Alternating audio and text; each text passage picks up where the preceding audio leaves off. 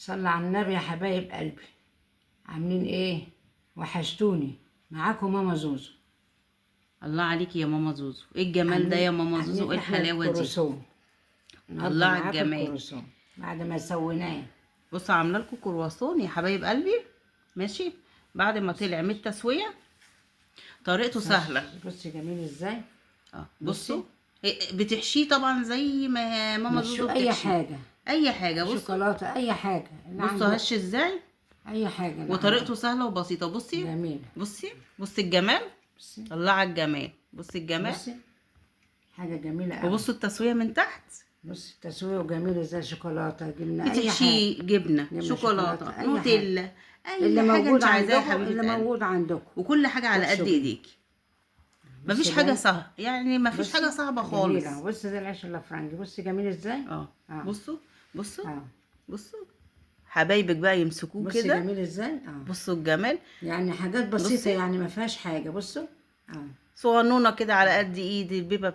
بنتك، اعملي يا حبايب اختك، اي حاجه من ايديكم تقومي تفطري بيها. ماشي، اقل حاجه تبقى كويسه من ايديكم. بصوا الجمال.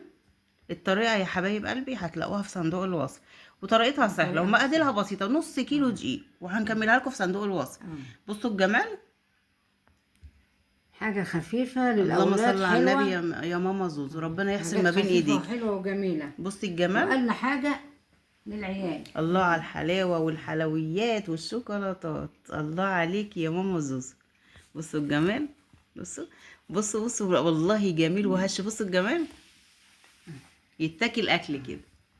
بس جميل ازاي. بص الله على الجمال يا ماما زوزو. هش وجميل. بص الله سلم ايديك، ربنا يحسن ما بين ايديك يا ماما زوزو. بص يا حبايب قلبي، دي عجينه الكروسون. لو انتوا عايزينه بالحجم ده ممكن نقطعوه. لو عايزينه بالحجم ده ماشي، لو عايزينه ميني ماشي، ممكن نقطعوه. ايوه هنقطعها كده. ماشي، بالمنظر ده اهي كده اهو، كده اهو يا حبايب قلبي. ماشي، وبعدين نحشيها شوكولاته. وبعد كده تحشيها نوتيلا، تحشيها شوكولاته، تحشيها اي حاجه حلوه انت عايزاها. ماشي، اي حاجه. احنا هنحشي شوكولاته.